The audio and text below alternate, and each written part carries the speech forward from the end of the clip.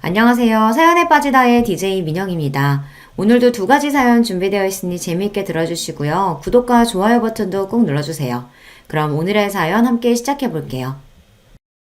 안녕하세요. 저는 올해로 딱 70이 된 이제는 아줌마 소리를 듣기도 민망해진 여자입니다. 일찍부터 장사를 시작해서 이 나이 먹도록 장사 말고는 제대로 뭘 해본 적이 없는 사람이기도 하죠. 배운 것도 많지 않고 내세울 거라고는 많지 않지만 그래도 하나 있는 아들을 보며 모진 세월 굳건히 헤치며 살아왔습니다.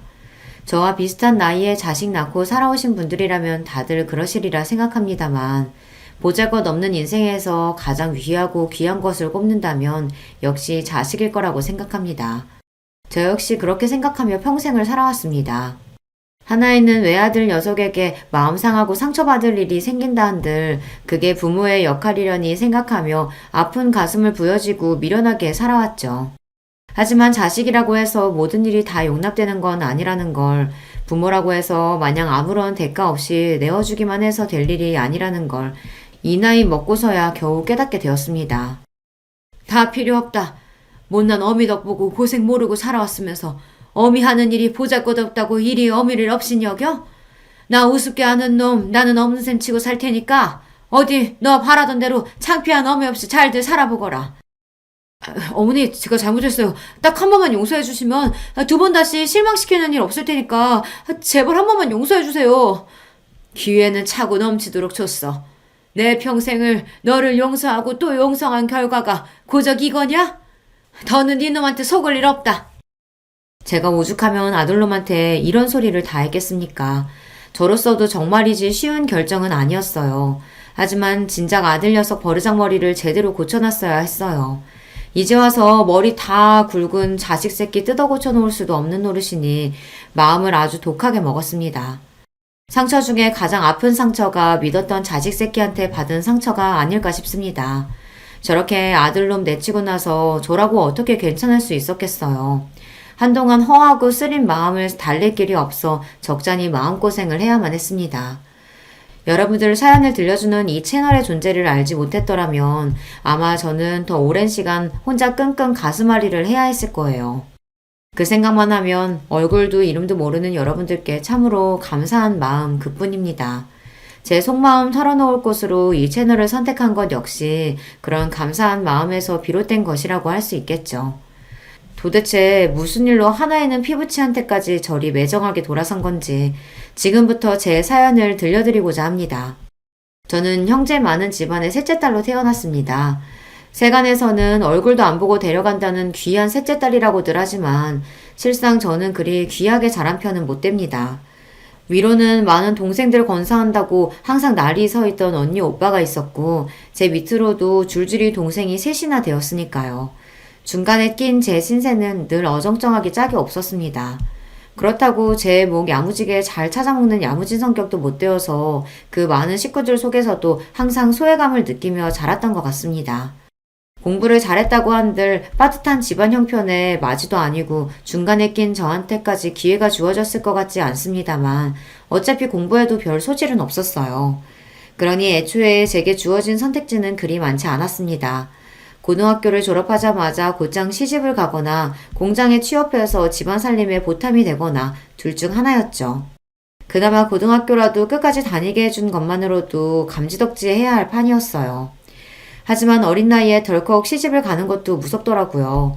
그리 크게 형제지간의 정을 느끼지 못하며 자란 형제 자매들에게 저 한 몸 희생해가며 뒷바라지에 인생을 허비하고 싶지도 않았습니다. 그래서 고등학교를 졸업하자마자 친구 따라 타지로 나가 곧장 취업을 했습니다. 일부러 숙식 제공까지 가능한 기숙사형 공장에 들어가서 처음 한 해는 죽어라고 일만 해서 돈을 모았습니다. 고작 고등학교 졸업하고 아무것도 할 줄 모르는 여자애한테 숙식까지 제공하는데 돈을 뭐 얼마나 줬겠습니까? 기숙사 시설도 열악하기 짝이 없었어요. 겨울에는 난방도 제대로 안 되고 여름에는 푹푹 찌고 말 그대로 그냥 맨바닥이나 다름없는 공장 한 구석에 지붕만 덮어놓은 곳이었어요. 그래도 쥐꼬리만한 월급이나마 악착같이 모아 친구랑 단칸방을 하나 얻어 나와 살게 되니 조금은 숨통이 트였습니다. 둘이 발 뻗으면 남을 공간은 없는 곳이었지만 태어나서 이렇게 적은 인원이랑 방을 써보는 것도 집을 나와서가 처음이었어요. 항상 형제들 몸에 켜켜이 쌓여 발디딜 틈도 없는 곳에서 잠을 잤으니 항상 제대로 자지 못해서 한낮에도 꾸벅꾸벅 졸기 일쑤였죠. 그럴 때마다 밤에 안 자고 뭐 했냐고 구박받기가 일쑤였고요. 비록 초라한 공간이었지만 어린 날 꿈을 꾸기에는 충분한 공간이었어요. 남편을 처음 만난 것도 바로 그 즈음이었습니다. 남편도 본가에서 나와 인근 공장에서 일을 하던 사람이었어요. 친구통에 처음 만난 자리에서 수더분하고 꾸밈 없는 차림에도 눈빛이 맑았던 게 인상이 남아있습니다. 그 사람도 저처럼 형제 많은 집안에서 넷째 아들로 자라나면서 부모 관심 제대로 못 받고 가난 속에서 항상 마음이 허기져 있던 사람이었습니다. 그 사람 얘기를 들을 때마다 꼭 제 마음속을 끄집어낸 것 같아 뜨끔할 때가 많았어요. 식구는 많았지만 정작 의지할 만한 사람은 아무도 없었다는 것조차 저와 그대로 닮아있던 사람이었습니다. 머지않아 그 사람과의 사이는 아주 가까워지게 되었죠. 인주 씨나 저나 하늘 아래 마음 둘 것 없는 사람들끼리 지금이라도 서로 의지해서 살다 보면 그래도 잘하면서 부족했던 것들 조금씩은 채워줄 수 있지 않겠어요? 다른 건 몰라도 절대 혼자 남겨졌다는 생각 들지 않도록 노력할 테니까 인주 씨도 제게 그런 사람이 되어주셨으면 좋겠습니다. 투박한 청혼이었지만 그보다 더 진실한 말도 없다고 생각했습니다. 그때 이미 제 뱃속에 저희의 아들인 정우가 들어있었습니다.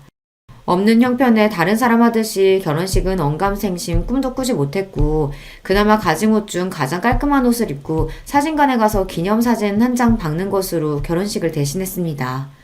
집 나온 이후 거의 을절하다시피 한 각자의 본가에는 구두로 결혼 소식만을 전했습니다. 다른 자식들 건사하느라 여전히 삶이 팍팍한 양가 부모님들이 저희를 따로 찾을 일은 그 후에도 없었습니다. 비록 반지하 단칸방에서 꾸린 신혼집이라고 하기에도 민망한 신혼살림이었습니다만 그럼에도 행복했습니다. 가진 것은 없어도 서로 줄 수 있는 가장 좋은 것을 서로에게 아끼지 않는 저희였어요. 마음이 오가는 것이 일이 따뜻한 일이라는 것도 남편 덕에 알게 되었어요. 나날이 부풀어 오르는 제 배 때문에 더는 공장 일을 나갈 수 없어 없는 살림이 더욱 빠듯해졌지만 부족하면 아끼고 모자라면 욕심 줄여가며 소박하게 지냈습니다. 그렇게 저희 두 사람이 서로 의지하며 신혼을 보내던 중 기다리던 아이가 태어났습니다. 바르게 커달라는 부모의 바람을 담아 정우라는 이름을 붙여주었어요. 아이가 뱃속에 있을 때도 그랬지만 아이가 태어나고 나니 느껴지는 책임감의 무게가 남달랐습니다.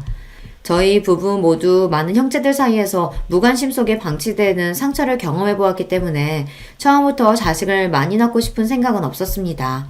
저희가 저희 능력에서 감당할 수 있을 만큼만 낳아서 줄 수 있는 사랑을 다 쏟고 싶었어요. 아직 가난하기 이를 데 없는 저희였기에 형편이 덮이지 않는 이상 정우는 저희의 유일한 자식이 될 터였습니다. 그만큼 더욱 소중한 아이였어요. 아직 저는 몸푼 지 얼마 되지 않아 일을 나가기는 무리였으니 남편이 제 몫만큼 더 힘을 낼 수밖에 없었어요. 제가 정우 낳고 느꼈던 책임감의 무게 이상으로 막중한 임무를 짊어진 남편이었습니다. 나는 절대로 우리 정우한테 내가 느꼈던 비참한 감정 느끼면서 자라게 만들지 않을 거야. 내 아버지가 그랬던 것처럼 낳아놨으니 할 일 다 했다는 듯이 자식 내팽개치지 않고 내 자식 늘 좋은 것 해주지는 못하더라도 하고 싶은 거 하고 사는데 망설이지 않도록 노력할 거야. 그걸 위해서라면 내 한 몸 부서지는 것도 아깝지 않아. 남편은 자신의 말을 증명이라도 하듯 예전보다도 일을 늘려 몸이 부서져라 열심히 노력했습니다. 원래도 타고나길 성실한 사람이었으나 아버지가 되었다는 책임감은 남편의 지친 몸을 다시금 일으키는 원동력이 되어주었어요. 저도 아직 채 돌아오지 않은 몸 상태와 아직은 24시간 옆을 지켜야 하는 갓난쟁이 아들을 돌보는 정신없는 와중에도 아름아름 부업거리를 물어다가 푼돈이나마 가게에 보탰습니다. 비록 남편은 아이 키우느라 살림하느라 정신없이 바쁜 와중 부업까지 하는 제 아내를 늘 안타까이 여겼지만 말이에요. 내가 부족해서 아직 몸조리도 제대로 못한 당신 이런 일까지 하게 만드네. 앞으로 고생 안 하게 해주겠다고 해놓고 도리어 더 고생시키는 것만 같아 미안해. 무슨 그런 말을 해요. 나도 하고 싶어서 하는 거야. 밖에서 하루 종일 제대로 앉을 틈도 없이 일하는 당신에 비하면 집에서 편하게 소일거리나 하는 내가 고생은 무슨 고생이야. 나 하나도 고생스러운 거 없으니까 미안하단 소리 하지 말아요. 남편은 안쓰럽게 바라보긴 했지만 그건 꼭 남편 미안해하지 말라고 한 소리만은 아니었어요. 어차피 친정에서 자랄 때도 어느 정도 제 몸 가눌 수 있게 자란 이후부터는 항상 할 일이 끊이질 않았고, 그런 집에서 도망치듯 나와 공장 일을 할 때도 환경은 여전히 열악하기 짝이 없었으니까요. 부끄러운 마음에 제대로 표현해 본 적은 없지만 결혼해 남편과 아이와 함께 살고 있는 그 단칸방 신혼집이 제 생애 가장 안락한 공간이었습니다. 물론 아이 자라고 나서까지 지낼 수 있는 곳은 아니라고 생각하긴 했습니다만 제 주제에는 충분히 차고 넘치는 곳이라고 생각했어요. 아이 태어나고 남편이 밤낮 없이 추가 근무와 주말 근무를 가리지 않고 닥치는 대로 일한 덕분에 아이가 걸음마를 시작할 무렵에는 저희 부부도 드디어 반지하 생활을 벗어나 지상급으로 보금자리를 옮길 수 있게 되었습니다. 여전히 좁고 허름한 공간이긴 했지만 벼들어오는 곳에 기대어 꾸벅꾸벅 조는 아이를 바라보는 마음은 행복한 감정으로 충만했습니다. 노력한 대로 결과가 돌아오는 보상받는 느낌이라는 게 얼마나 큰 성취감을 가져다 주는지도 새로이 배우게 되었죠. 저희 부부 둘이 열심히 노력하면 이렇게 조금이나마 살림도 나아지고 우리 부부 잘할 때와는 비교도 할 수 없을 정도로 정우에게는 더 나은 환경을 만들어줄 수 있을 거라고 생각하면 힘이 들어도 힘든 줄도 몰랐습니다. 집안에 하나둘씩 제대로 된 살림살이가 늘어가고 저렴한 것이긴 하지만 아이 물건도 점점 늘어나는 것이 기쁨이 되어주었죠. 아직 어려서 글자도 모르는 아이가 가장 좋아하는 장난감은 다름 아닌 그림책이었습니다. 말이 트이기 시작해서 뜻모를 말을 쫑알쫑알 끊임없이 떠들어대며 그림책을 열심히 감상하는 아이를 보는 저희 부부 눈이 즐거움으로 가득했어요. 엄마 아빠를 붙들고 고사리 같은 손가락으로 그림을 짚어가며 제 나름대로 침을 튀기며 열심히 설명하는 게 어찌나 우습고 귀여운지 살면서 지고 왔던 온갖 시름이 한순간에 다 날아가는 기분이었습니다. 공장 직원들 그 누구보다 열심히 일하며 곤란한 일도 마다하지 않던 남편의 노고를 인정받아서였는지 남편은 승진도 하게 되었습니다. 공장 생산직으로서는 이 젊은 나이에 승진이라니 흔치 않은 일이었습니다. 그간의 남편의 노력이 빛을 발한다는 생각이 들자 기쁨에 눈물이 났어요. 여보, 당신 정말 고생 많았어요. 우리 정우 낳고 얼마나 당신이 고생했는지 알아. 당신 같은 아빠가 또 어디 있겠어. 가끔은 내 자식인데도 당신 같은 아버지의 자식이라는 생각에 정우가 부러울 때가 있어. 당신 지금도 충분히 잘하고 있으니까 이제 마음의 짐 좀 내려놓고 우리 조금 편하게 지내요. 고생은 당신이 다 했지. 당신 같은 좋은 엄마한테 이런 칭찬도 다 듣고. 그래도 내가 지금까지 헛산 건 아닌가 보다. 승진하고 조금이나마 월급도 올랐고 당신 말대로 이제는 숨통도 좀 튀어가면서 우리 정우 크는 것도 보고 주말에는 정우 데리고 나들이도 나가면서 우리도 다른 사람들 사는 것처럼 한번 살아보자. 고생 많았어요, 여보. 제 생에 그때가 가장 아름다운 시절이 아니었을까 싶어요. 그 이후로 제 인생에 여러 번 기쁜 순간들이 찾아오기는 했지만 그 조금은 부족했던 시절만큼 제 마음이 충만했던 시절은 없었던 것 같아요. 제 인생의 전성기를 꼽자면 남편과 함께했던 그 젊은 날을 주저없이 꼽을 수 있어요. 이대로만 계속 이어진다면 더 바랄 게 없을 것 같았습니다. 비록 부모로서의 욕심에 우리 아들 튼튼하게 이왕이면 똑똑하게 자라줬으면 하는 바람은 있었으나 지금 이대로도 충분히 행복했습니다. 남편도 승진 이후로는 무리하게 특근이나 추가 근무까지 하지 않고 지냈기에 몸 상태도 예전보다 많이 좋아졌습니다. 제가 정말이지 신신당부를 했거든요. 이제 당신 승진도 했고 예전만큼 애쓰지 않아도 되잖아요. 당신 아직 젊다고 그 핑계로 몸 안 아끼면서 일하는 거 내가 모를 줄 알았어요? 건강 잃으면 다 잃는 거야.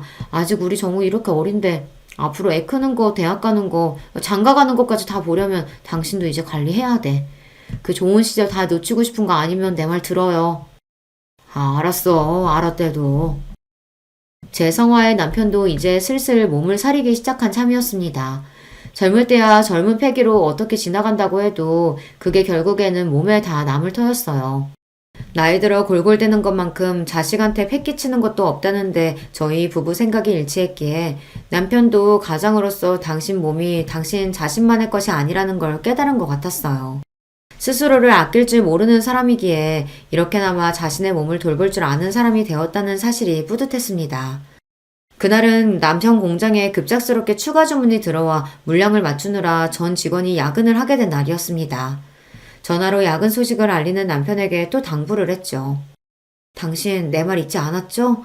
위험한 쪽으로는 얼씬도 하지 말고 저녁도 거르지 말고 몸이 재산이라는 거 꼭 기억하고. 아이고, 알았습니다. 누구 말씀이라고 감히 거역하겠습니까? 10,000원님 말씀 잘 들어야지. 싱글거리며 웃으며 대꾸하는 남편 목소리가 듣기 좋았어요. 남편이 빨리 돌아왔으면 좋겠다고 생각하며 대충 저녁 끼니를 해결하고는 곤히 잠든 아이 머리를 살살 쓰다듬으며 남편이 귀가하기만을 기다렸습니다. 늦어도 자정쯤이면 돌아온다는 말에 잠들지 말고 기다리자 했는데 저도 하루 종일 살림에 육아에 또 남편 몰래 슬그머니 시작한 부업 마감 지킨다고 그날 제법 무리를 했던지라 저도 모르게 깜빡 잠이 들었습니다. 정적을 가르는 전화벨 소리에 화들짝 놀라 반사적으로 수화기를 집어들었습니다. 저도 저지만 아이가 깰까봐 한 행동이었어요. 이렇게 예상보다 잔업이 길어지면 저 먼저 자라고 남편이 꼭 전화를 해줬거든요. 당연히 남편 목소리가 들려올 줄 알았는데 전화를 건 사람은 남편이 아니었습니다. 재수씨, 지금 빨리 병원으로 오세요. 김주임 지금 병원에 실려가고 있어. 전화를 건 사람은 남편의 상사였습니다. 앞뒤 포차 다 떼고 다짜고짜 남편이 병원으로 실려가고 있다는 말에 이미 잠은 싹 달아난 뒤였습니다. 그게 대체 무슨 말이에요? 그 사람이 왜요? 어디를 얼마나 다쳤길래? 그게 공장에 사고가 나는 바람에 지금 이럴 시간 없어요. 일단 빨리 와요. 와서 설명할게. 영문도 모르고 남편이 다쳤다는 말에 저도 모르게 손이 벌벌 떨렸습니다. 그 와중에도 어린아이 혼자 두고 갈 수 없어 아이를 들쳐매고 뛰어나왔어요. 단잠을 자다가 갑자기 방해를 당한 정우가 찡얼거리며 투정을 했지만 아예 달랠 정신도 없었습니다. 간신히 정신을 차리고 늦은 시간에 잘 잡히지도 않는 택시를 겨우 잡아타고 인근 대학병원으로 향하는 내내 너무 긴장해서 손끝이 핏기가 싹 가셔 하얗게 얼어붙는 듯 했어요. 그렇게 영원히 끝나지 않을 것만 같은 초조한 시간이 지나고 병원 응급실에 도착했습니다. 들어가니 안은 아수라장이었습니다. 다친 게 남편 한 사람이 아닌 모양이었어요. 남편과 똑같은 공장 유니폼을 입고 피칠갑을 해서 고통에 몸부리치는 장정들의 비명소리가 마치 제 사지를 찢는 기분이었습니다. 이 응급실 어디에선가 내 남편도 저런 꼴이 되어 있을 거라고 생각하니 온몸에 경련이 이는 기분이었습니다. 뭘 알아서 그런 건 아니겠지만 아수라장 같은 응급실 상황에 아이도 적잖게 놀란 모양인지 빽빽 울어대기 시작했어요. 이윽 후 제 남편을 발견한 순간 저는 그만 그 자리에서 까무러칠 뻔했습니다. 재수씨, 지금 이러고 있을 때가 아니야. 얼른 수술동에서 써야 한대. 당장 수술 안 들어가면 위험하다고. 내 남편이 왜 저래요? 왜 저렇게 됐어요? 온몸에 피칠갑이 된 남편은 이미 오른손 한쪽이 없었습니다. 공장 기계 오류로 직원 몸이 끼이는 걸 보고 놀라 달려간 남편이 급히 직원 몸을 빼내어 겨우 목숨은 건졌으나 그러면서 그대로 오른손이 기계에 끼어버렸다는 남편 상사의 설명을 듣는 내내 정신이 나갈 것처럼 뒤통수가 극도의 스트레스로 뜨거워졌습니다. 이미 흘린 피의 양이 상당했어요. 벌벌 떨리는 손으로 수술 동의서를 쓰는 와중에 출혈이 너무 많아 결과를 장담할 수 없다는 의료진의 설명을 들었습니다. 선생님, 제발 살려주세요. 우리 남편 좀 제발 살려주세요. 급히 수술실로 향하는 남편의 남은 왼손을 벌벌 떨며 간신히 부여잡았습니다. 이미 모든 생명의 신호가 빠져나간 듯 얼음장이 된 손에 소스라치게 놀라면서도 단 1초라도 그 손을 더 잡으려고 안간힘을 썼습니다. 그 손을 놓치면 당장이라도 남편이 제가 따라갈 수 없는 먼 곳으로 저랑 정우만 두고 떠나버릴 것 같았어요. 그러는 와중에도 의식이 완전히 나가진 않았는지 제대로 된 말 한마디 못하면서도 고통에 신음을 흘리는 남편을 보는 제 가슴이 와르르 무너져 내렸습니다. 그 위태로운 와중에도 남편의 눈동자가 저를 찾는 것 같았어요. 여보, 걱정하지 마. 수술하면 괜찮아질 거야. 다 괜찮아질 거야. 스스로도 확신할 수 없는 약속을 남발하면서 그렇게 남편을 수술실로 들여보냈습니다. 그리고는 지난한 기다림이 시작되었어요. 남편이 나오길 기다리는 와중에도 사건 경위니 뭐니 하면서 공장 직원들과 경찰로 보이는 남자들이 끊임없이 드나들었으나 사실 뭐라고 말했는지도 제대로 못 알아들었어요. 제 정신은 온통 수술방 너머 남편에게만 쏠려 있었습니다.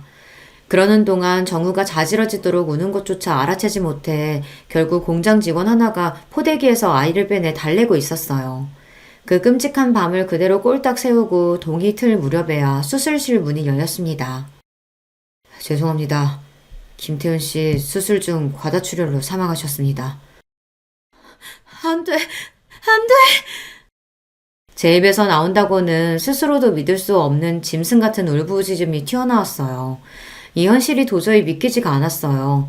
남편 출근길을 배웅하던 게 채 하루도 지나지 않았는데 그 사람이 이제 산 사람이 아니라뇨. 이걸 어떻게 받아들일 수가 있겠습니까? 제가 믿든 믿지 않든 잔인한 시간은 여전히 공평하게 흘러 여러 일들이 순식간에 휘몰아치기 시작했습니다.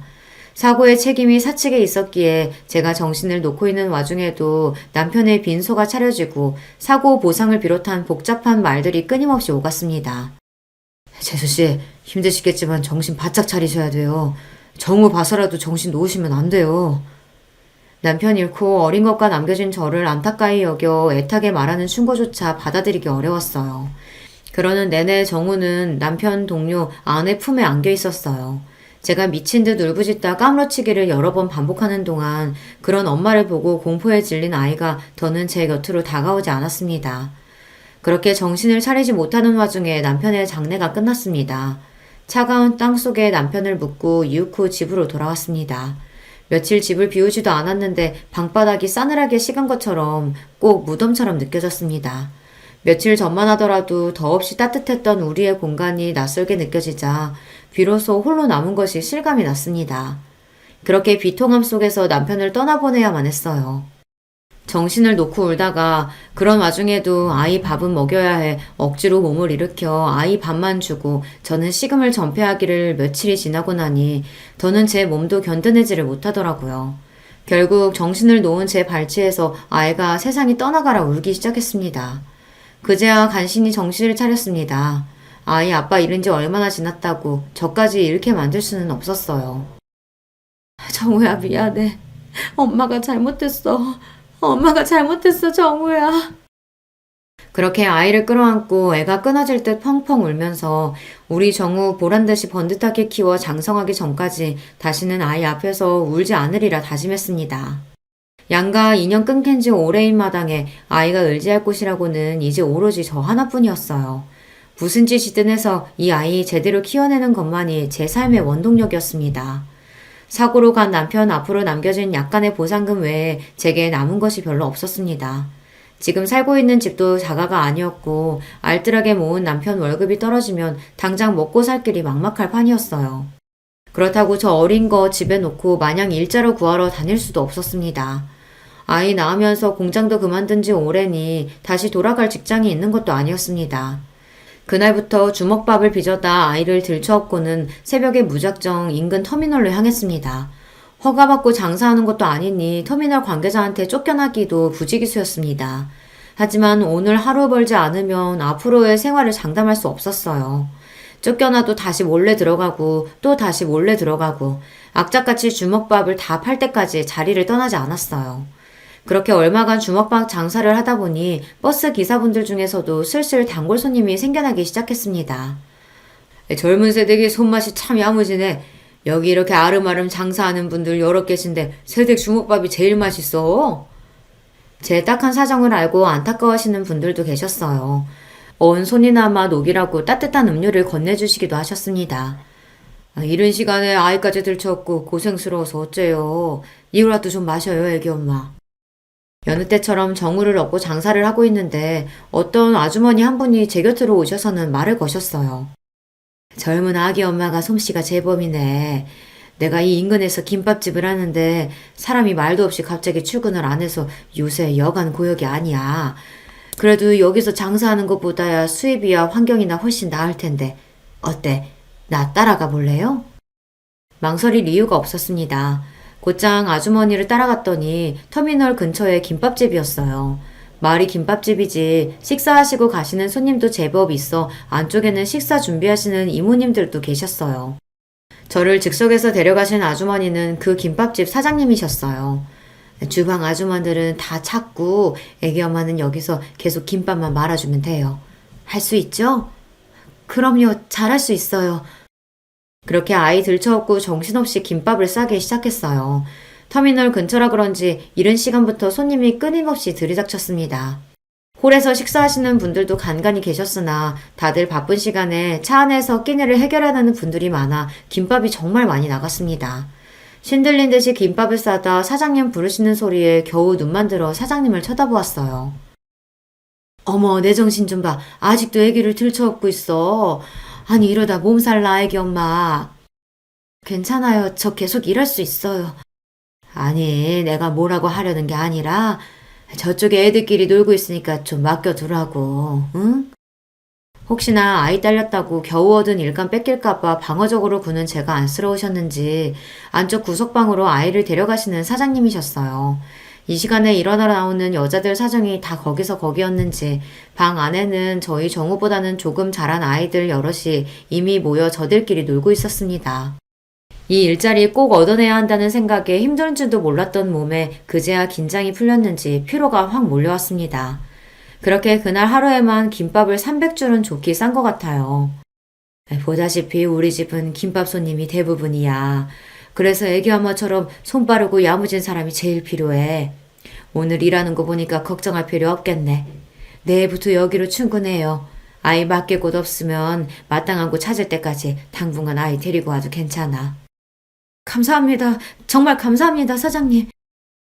그렇게 생각지도 못했던 김밥 장사를 시작하게 되었어요. 제가 그래도 요리는 좀 하는 편이거든요. 김밥이나 주먹밥 정도는 별로 어려울 것도 없었습니다. 쉬는 날에 근처 유치원에 거의 사정사정해서 아이 맡길 곳도 간신히 찾았습니다. 지금이랑은 다르게 결혼하고 일하는 여자들이 드무니 어린이집 같은 건 있지도 않을 때였어요. 우리 정우는 유치원에 들어가기 아직 1살 어린 날이었으나 제 사정이 워낙 딱하니 그냥 지나치기가 힘드셨던 모양이에요. 돌이켜 생각해보면 그렇게 주위 사람들의 도움을 받아 간신히 그 힘든 시절을 지나올 수 있었어요. 모두 참으로 감사한 인연들입니다. 그렇게 스쳐 지나가는 인연일 줄 알았던 김밥집 사장님과는 평생의 인연으로 이어졌습니다. 사장님도 일찍 남편분과 사별하시고 막막하던 차에 김밥 장사로 집안을 일으키셨거든요. 저 또한 그때 이후로 지금까지 김밥으로 먹고 살고 있으니 질긴 인연의 시작인 셈이었죠. 제가 많은 김밥은 우리 정우의 급식비가 되고 학원비가 되고 대학 등록금이 되어 아들이 자립하는 밑거름이 되어 주었습니다. 남들 보기에는 변변치 않은 일일지 모르겠으나 제게는 하나뿐인 아들 녀석 키워준 거나 다름없는 게 바로 김밥이에요. 비록 아이는 자라면서 김밥이라면 아주 지긋지긋하다는 눈을 하고는 했지만 어쩌겠습니까? 아무리 싫어도 제 자식으로 사는 이상 김밥 팔면 번 돈으로 큰 건 부정할 수 없는 사실이니까요. 아이는 공부를 아주 잘했어요. 저처럼 남편 역시 집안 지원이라고는 일체 받을 수 없어 공부를 오래 하지 못했으나 그 사람이 머리는 좋은 편이었거든요. 다행히 내가 아니라 아빠 머리를 물려받은 모양인지 싶어 안도감과 동시에 가슴 한구석이 아릿해졌습니다. 아이에게서 남편의 흔적을 발견할 때마다 그랬어요. 다른 점이 있다면 아무리 몸이 힘들어도 제 앞에서 험한 말 한 번 한 적 없이 늘 다정한 말을 전했던 것과는 달리 아들 녀석은 성격이 제법 날카로운 편이었습니다. 특히나 자존심이 아주 세서 또래 친구들 보기에 창피할 만한 일에는 아주 질색을 했습니다. 김밥 하는 엄마의 존재야말로 그 녀석 기준으로는 절대 친구들에게 보이기 싫은 창피한 것이었던 모양이에요. 쉬는 날 친구들 한번 데려오라는 말에도 절대 응한 적이 없는 아들이었으니까요. 아, 왜 자꾸 친구들 데려오라 그래? 밖에서 놀면 되는데. 그게 아니라 네 친구들 제대로 본 적이 없으니까 궁금하기도 하고 맛있는 것도 해주고 싶어서 그러지. 맨날 김밥집에서 그러고 있으니까 내가 누구랑 어울리는 줄도 모르지? 너무 그러지 마, 아들. 그래도 엄마가 김밥만은 재주나마 있어서 우리 아들 갖고 싶은 거 하고 싶은 거 시켜줄 수 있는 거야. 아, 됐어. 사춘기가 심해질수록 김밥이라면 치를 떠는 아들이었습니다. 어릴 때는 그래도 엄마가 싼 김밥 입에 넣어주면 곧잘 받아먹던 녀석이 언제부턴가는 김밥에는 입도 대질 않더라고요. 다른 사람이 김밥집에서 일하는 저를 무시하는 데에는 조금의 부끄러움도 없이 당당하던 제가 아들 녀석 태도에만큼은 그럴 수가 없더라고요. 제가 가장 소중한 이가 저를 부끄럽게 여긴다는 게 저로서도 너무 창피한 일이었으니까요. 상처받지 않았다고 하면 거짓말일 겁니다. 김밥 싸는 게 뭐가 부끄러운 일이라고 저렇게까지 기겁을 하나 싶으면서도 남편 없이 아들을 키우는 홀어머니로서의 자격지심인 건지 해준 것보다 못해준 것들이 더 가슴에 남아 아들에게 쓴소리 한번 하기가 쉽지가 않더라고요. 그때 마음을 굳게 먹고 아들놈 버릇을 잡았더라면 결과가 좀 달라졌을까요? 비록 내 새끼는 어미 하는 일을 부끄럽게 여기지만 정작 같이 일하는 사람들한테는 제법 인정을 받았습니다. 내가 살면서 먹은 김밥 연결하면 한반도 한 바퀴는 우습게 둘러쌀 텐데 그런데도 자기보다 김밥 맛있게 싸는 사람은 본 적이 없어. 사장님도 참 사람 민망하게 또 그러신다. 어머, 얘는 내가 없는 소리 하는 줄 아나 봐. 진짜라니까? 제 가게 독립을 도와주신 것 역시 사장님이셨어요. 저야 뭐 김밥이나 말 줄 알았지 상권이니 가게 등록이니 하는 건 문외한이나 다름없었습니다. 사장님 안 계셨으면 내 가게 장만은 언감생심 꿈도 못 꿀 일이었어요. 첫 만남부터 지금까지 그분께는 그저 감사하고 또 감사할 따름입니다. 가게 규모는 작았으나 사장님이 특별히 찍어주신 목 좋은 곳에 자리를 잡아 그런지 제 김밥집은 금세 손님들 입소문을 탔습니다. 독립하면서 그동안 구상했던 새로운 김밥 메뉴들도 함께 팔기 시작했거든요. 지금이야 이것저것 재료가 풍부하게 들어간 프리미엄 김밥들이 일반화되었지만 저 가게 시작할 때만 하더라도 김밥은 흔히들 생각하는 기본 김밥이 전부였어요. 거기에 묵은지를 넣은 김밥이나 쌈밥 비슷한 김밥 메뉴를 내서 팔기 시작하니까 인근 여학교 학생들 반응이 아주 좋더라고요. 태어나서 먹어본 김밥 중에 이모김밥이 제일 맛있어요. 어떻게 이런 김밥을 싸실 생각을 다 하셨어요? 신기해요, 진짜. 그래? 맛있어? 우리 딸내미들 많이 먹어. 정작 제 아들한테서도 인정받지 못하는 제 김밥을 추켜 세워주는 학생들 덕에 힘이 나서 더 신나게 장사를 할 수 있었답니다. 그 친구들이야말로 제 김밥집 2호점, 3호점을 탄생시킨 1등 공신들이에요. 지금도 그 시절을 떠올리면 신명나게 김밥을 말던 제가 떠올라 웃음이 나오곤 해요. 김밥 싫어하는 것과는 별개로 공부 욕심도 많고 그만큼 공부를 잘하기도 했던 아들은 제 할 일은 알아서 잘 찾아서 했어요. 일찍부터 법조인으로서의 꿈을 키우던 아들은 재수 끝에 인근 국립대 법대에 합격했고 곧장 변호사 시험을 준비했습니다. 아들, 판사나 검사는 생각 없고 변호사만 하고 싶어? 변호사 돼야 돈을 잘 벌지. 제가 보기에도 아들은 법조인으로서의 사명감보다는 돈 많이 버는 직업 중 가장 번듯해 보이는 직업을 택한 것 같았어요. 그렇다고 의사가 되기에는 심약한 구석이 있는 아이였어요.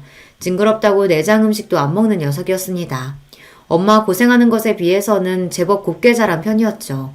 지금 생각해보면 녀석이 그리 곱게 자랄 수 있었던 것도 다 내 덕인데 항상 아들 앞에서는 왜 그렇게까지 주눅이 들어 살았나 몰라요. 제 아버지 그리 일찍 보낸 게 제 잘못도 아닌데 말입니다. 사법고시 준비하면서 안 그래도 예민했던 아들 녀석 신경이 더욱 날카로워졌습니다.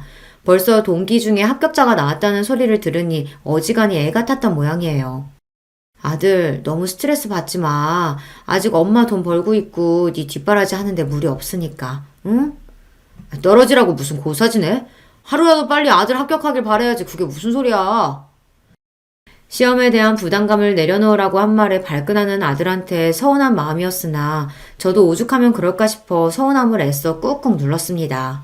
그렇게 쌓인 감정이 저도 모르게 저를 좀먹는 줄도 모르고 그때는 그저 자식을 위해 인내하는 게 능사라고 여겼습니다. 자식이 엇나갈 때 바로 잡아주는 것 역시 부모의 역할이라는 걸 너무 늦게 깨달았어요. 그래서 아들이 드디어 바라고 바라던 변호사가 되었던 날은 기쁨도 기쁨이었지만 안도감을 더 크게 느꼈던 것 같습니다. 이제 저도 숨통 좀 트였으니 녀석 눈치 볼 일이 좀 줄어들지 않을까 싶었던 것 같아요. 참 아들 눈치를 어지간히도 봤네요. 변호사가 되자마자 아들은 아주 바쁘게 지냈습니다. 어디 취직을 한 게 아니라 하도 성화를 부려서 변호사 사무실 개업을 해줘서 아직 그리 바쁠 때는 아니라고 생각했는데 알고 보니 주말마다 선을 보느라 바쁜 아들이었어요. 변호사 된 지 채 1년도 되지 않아 며느리 될 아이라고 데려온 아이는 피아노과를 졸업한 유복한 집안 따님이었습니다. 사업하는 집안 외동딸이라고 하더라고요. 말이 결혼이지 아들 본인이 대릴 사이를 자처한 거나 다름없는 결혼이었어요. 평생 아들이 원하는 게 남복이 번듯해 보이는 겉모습이었으니 변호사 되자마자 자기 눈에 차는 조건 가진 이와의 결혼으로 그걸 이룬 거였죠. 저희 어머니께서는 요식업에 종사하고 계세요. 지금은 업장도 여러 개 가지고 계시고 덕분에 저도 고생 모르고 공부할 수 있었죠. 상견례라고 나가서는 사돈딸 분들께 인사한 뒤로 제대로 대화조차 나누지 못했습니다. 그래도 제가 자기 어미인데 아무렴 자기한테 해댈 소리를 하겠습니까? 그럼에도 제 입에서 혹여나 김밥 소리라도 튀어나올까 싶어 한사코 요식업이라는 단어를 강조하는 아들을 보니 그만 씁쓸한 기분이 들었어요. 제 어미가 그 고생을 해가며 자식 새끼 변호사까지 만들어줬더니 돌아오는 대접이 겨우 이건가 싶어 서러웠어요. 하지만 그런 마음을 드러낼 자리가 아니었습니다. 지금껏 아들에게 서운한 일들을 나열하자면 끝도 없었으나 그래도 그만큼 제대로 된 가족에 대한 결핍이 얼마나 컸으면 저 녀석이 자기가 가진 것에 만족할 줄도 모르고 저렇게 그럴싸한 겉모습에 집착하게 되었을까 싶어 애처로운 마음이 들었습니다.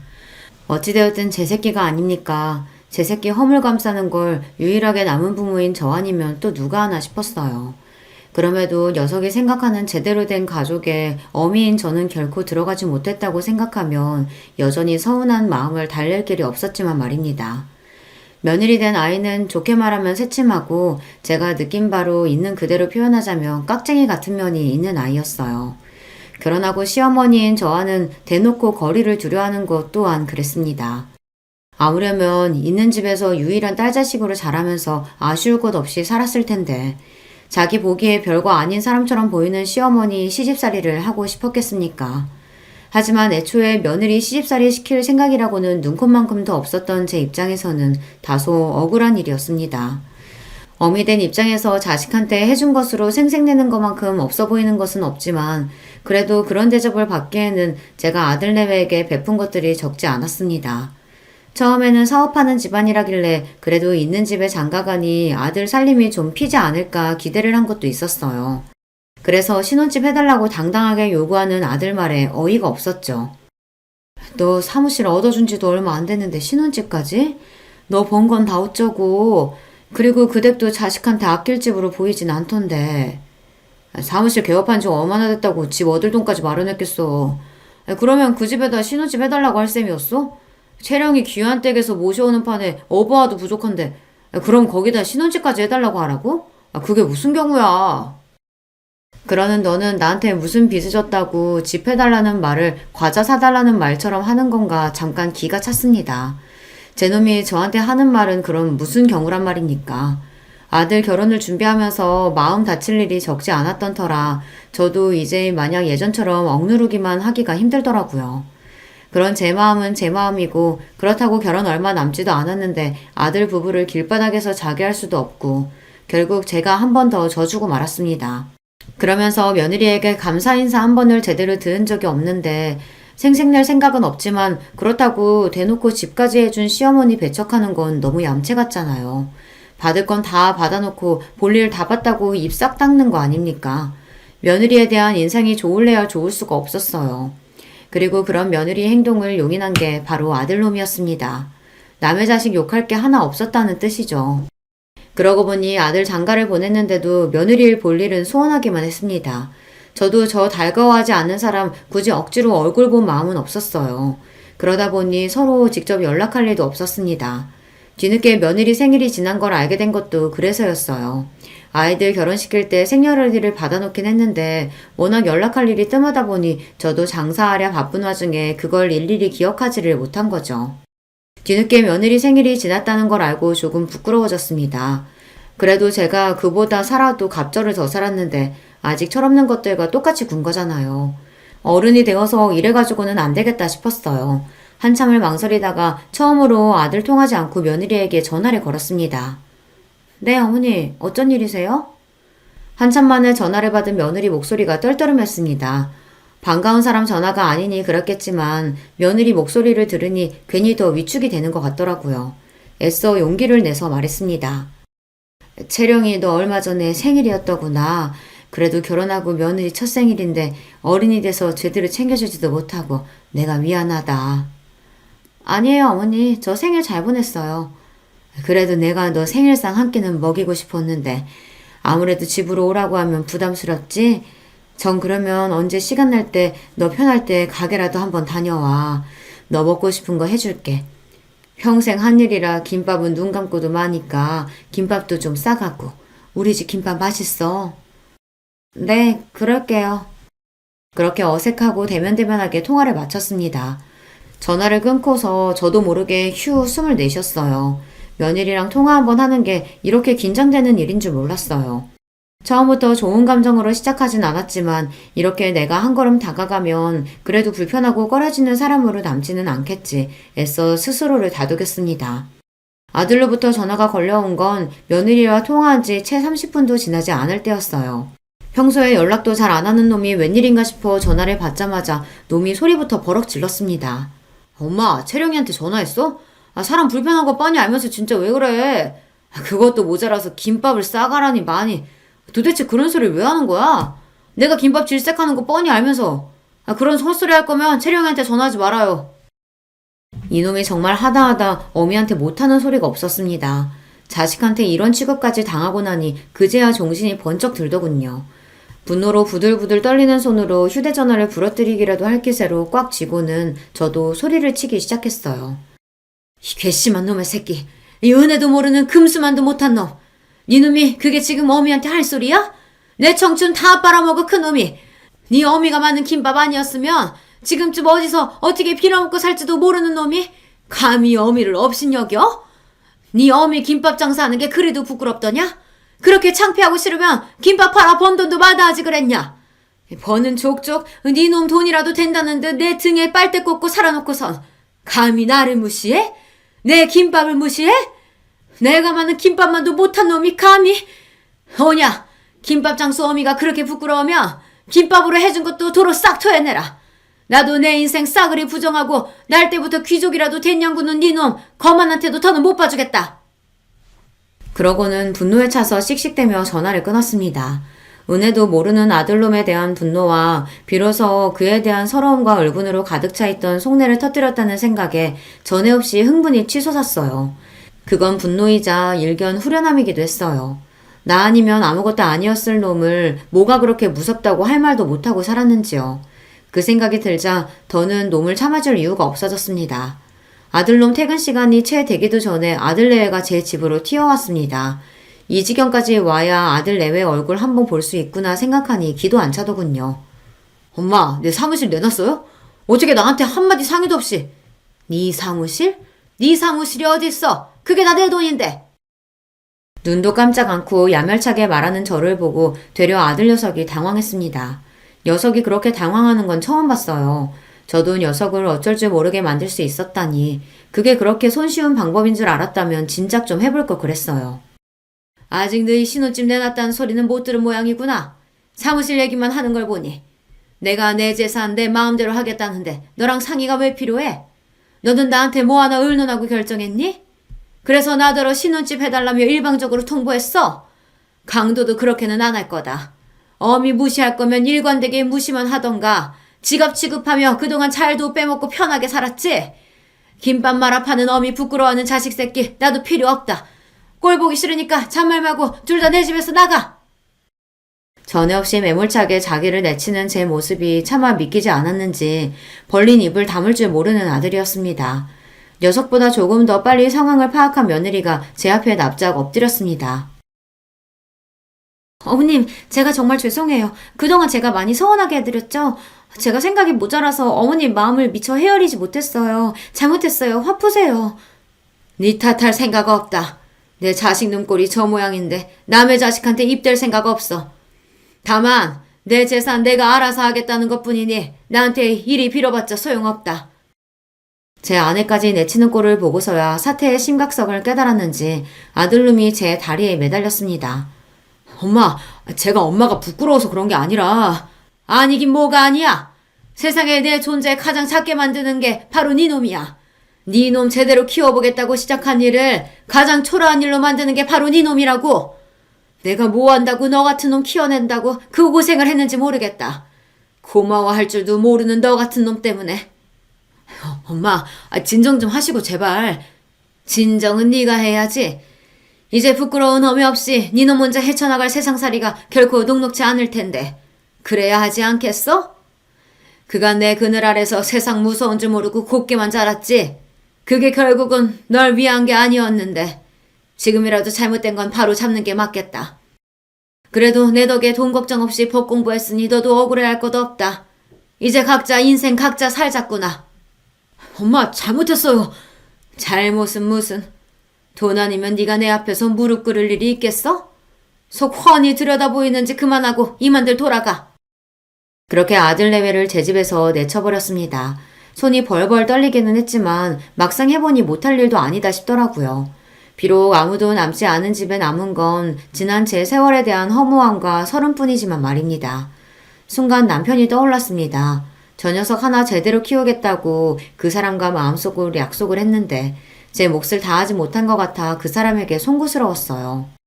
아들 변호사 사무실과 신혼집은 결국 빼버렸습니다. 제 나름대로 마음속 응어리를 털어냈더니 생각보다 수월하게 모든 일을 정리할 수 있었어요. 그러는 동안에도 아들 내외가 집 앞에 찾아와 울고불고 때를 쓰고 난리도 아니었으나 한 번도 문을 열어주지 않았어요. 녀석은 그렇게라도 벌을 받아야만 했습니다. 저도 허탈한 마음 다잡는데 시간을 제법 쏟아야 했지만 요즘에는 은인이신 식당 사장님과 지인들과 함께 어울려 놀러도 다니면서 전에 없이 여유롭게 지내고 있습니다. 아들놈에게 정신 매이지 않고 살아보기도 이번이 처음이네요. 생각보다는 할만하다 싶습니다. 그래도 자식놈인데 평생 외면할 수야 없겠지만 녀석이 세상의 쓴맛을 제대로 보는 동안에는 일체의 도움을 주지 않을 생각이에요. 이제야 녀석에게 제대로 어미 노릇을 하는 것 같다는 생각도 듭니다. 늙은이의 별 볼 일 없는 이야기는 여기까지예요. 여러분은 이 어리석은 늙은이와 같은 과오는 저지르지 마셨으면 해요. 긴 이야기 들어주셔서 감사합니다. 안녕하세요. 저는 이제 곧 있으면 8순이 되는 할머니입니다. 요즘 같은 세상에 아직 제 나이면 한창이라고 하긴 하더라만 그래도 할머니는 할머니죠. 일평생 제 이야기를 남에게 해본 적이 없었는데 오늘은 제 이야기를 좀 해볼까 합니다. 여러분들에게 다 털어놓고 나면 제 속이 좀 시원해지고 기분도 괜찮아질까 싶어서요. 저는 가난한 집 막내딸로 태어났습니다. 위로는 오빠가 둘 있었는데 우리 시절에 그랬듯 여자는 늘 뒷전이었어요. 기억도 안 나는 어린 시절부터 어머니를 도와 집안일을 했었어야 했고 국민학교도 겨우 졸업했습니다. 아버지가 계집애가 공부를 해서 어디다 쓰냐면서 엄청 구박을 하셨거든요. 오빠들이 교복을 입고 학교에 가는 모습이 그렇게 부러웠어요. 그래도 막내라고 학교에서 빵 같은 걸 받아오면 저를 먼저 챙겨주곤 했습니다. 그 오빠들이 이제 다 세상을 떠나고 없네요. 넉넉하지 않은 형편이었기 때문에 저는 13, 일찌감치 공장에 취직을 했어요. 하루 종일 미신기 앞에 앉아서 노동을 했습니다. 그리고 버는 돈은 족족 집으로 다 가져다 줬어요. 오빠들 학비에 보태야 했기 때문입니다. 아버지의 구박을 받으면서 자라긴 했지만 어머니나 오빠들이 잘해줬기 때문에 위로가 되었습니다. 오빠들이 학교를 졸업하고 나서는 야간 학교라도 다니라고 돈도 쥐어줬었으니까요. 제 덕에 학교 졸업했다고 말이죠. 그렇게 여공으로 몇 년의 세월을 보내며 야간 학교를 졸업했습니다. 그리고 어느 작은 회사에 취직을 했어요.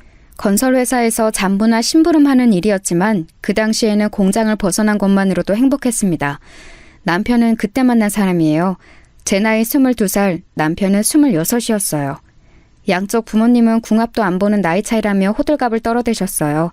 남편 집에서는 당시에는 어린 나이가 아니었던 남편을 빨리 보내고 싶어하는 마음이었고 저희 집은 딸아이 빨리 치워버리자는 마음이었겠죠. 특히 아버지 말입니다. 저희는 그렇게 결혼했어요. 그 당시에는 흔치 않은 연애 결혼이었습니다. 저도 저에 대해 적극적으로 애정 표현을 해오는 남편이 싫지는 않았거든요. 나를 좋아해주는 사람에게 시집가야 한다는 어머니의 말씀을 정말 귀에 인이 박히도록 들어왔던지라 더 남편과 결혼해야겠다는 생각했는지도 모릅니다. 순조로웠던 결혼까지의 과정과는 달리 결혼하고 나서는 고달픈 일들이 많았어요. 일단 시집살이가 엄청났습니다. 시어머니는 보통 유별난 분이 아니셨거든요. 특히 아들에 엄청 집착하셨는데 제가 결혼하고 1년 넘게 임신이 되지 않자 정말 유난을 부리셨어요. 지금 같으면 뭐 1년 가지고 23 어린 여자에게 뭔 문제가 있어서 좀 기다려보자 하겠지만 그때는 또 시대가 시대였지 않습니까? 밤낮으로 어머님을 따라 전국에 아들 낳는다는 명소라는 명소는 다 가서 기도를 드리고 옆집에 아들만 셋 낳았다는 여자의 속옷을 비싼 값에 사와서 입고 다니기도 하고 좋다는 약이란 약은 다 먹었어요. 하지만 아이가 쉽사리 들어서지 않았습니다. 그 덕에 구박이란 구박은 다 받았어요. 년년 소리를 들으며 온갖 집안일을 다 해야 했고 어디 가서 사람 취급 못 받는 건 예사였습니다. 지금이야 임신이 안 되면 남자 쪽에도 문제가 있을 수도 있으니 같이 검사를 하자고 하지만 그때는 뭐 그런 게 있을 때인가요? 그냥 며느리가 죽을 죄를 지은 죄인인 거죠. 그래서 정말 매일 밤을 울었어요. 내가 정말 어디 문제가 있나, 나는 애도 못 낳는 여자인가 하면서 말입니다. 남편은 아버지와 달리 다정한 사람이긴 했지만 그만큼 효자이기도 했어요. 그래서 매일 밤 저를 달래주면서도 자신의 어머니의 말이라면 다 들었습니다. 그래서 시어머님이 더 저를 대놓고 미워라 하셨겠죠. 그 부분은 아직도 생각하며 가끔 미워요. 그때 내 편을 제대로 좀 들어주지 하는 생각도 들고 말이죠. 하지만 다 너무 옛날 이야기네요. 결혼하고 5년 만에 첫째 아이가 들어섰습니다. 제 나이 27이었어요. 온 집안이 그야말로 경사였습니다. 그날 이후로 시어머님은 절에 들어가셨어요. 제 뱃속에 있는 아이가 아들이어야만 했거든요. 5년 만에 된 임신인데 그 이후에는 또 언제 될지도 알 수 없거니와 그땐 27이면 노산 소리를 들을 때라 다음은 없다고 생각하셨는지 정말 간절하셨습니다. 저는 답답하리만큼 누워서 꼼짝조차 못했어요. 혹시나 애 떨어지면 안 된다고 물을 마시러 가는 것조차 함부로 하지 못했습니다. 꼭 아들이어야만 한다. 딸이면 너는 쫓겨나. 그런 말씀을 서슴없이 하셨어요. 하지만 모두의 바람과는 달리 제 뱃속의 아이는 딸이었습니다. 아이가 나오자마자 모두가 실망 어린 탄식을 하던 장면을 저는 아직도 잊을 수가 없어요. 그 누구 하나 고생했다는 말이 없었습니다. 오히려 시어머니는 방금 해산한 며느리의 면전에 대고 2년 전연하며 쌍욕을 하셨으니까 뭐 말 다 했죠. 씨바지를 드려야 돼. 어머니, 아직 이 사람 젊고 저도 젊어요. 그런 말씀은 마세요. 씨바지를 드려야 한다는 말에 남편은 처음으로 자기 어머니의 뜻에 반기를 들었어요. 절대 그러지 않는 사람이 그러니 시어머니도 고집을 부리시진 못했습니다. 하지만 제가 둘째를 가지기 전까지는 내내 그랬으면 하는 마음을 남편에게 이야기했어요. 실제로 알아보러 다니신 것도 알고 있었습니다. 어디서 이런 박복한 년이 굴러들어와서 내가 그때 그냥 좋다고 며느리를 들인 게 실수지, 실수야. 어디 가서 물어보면 너보고 다 아들 복은 뒤지게 없다고들 한다. 어? 아이고 내 팔자야. 우리 집안의 대가 여기서 끊어지겠어. 전년 하나 때문에. 매일매일 그런 소리를 듣고 살았어요. 정말 매일매일이요. 나중에는 욕을 안 듣는 날이 이상한 느낌이 들 정도였습니다. 임신이네요. 축하드려요. 몸이 이상해서 가본 병원에서 둘째를 가졌다는 말을 들었을 때 정말 눈물이 났어요.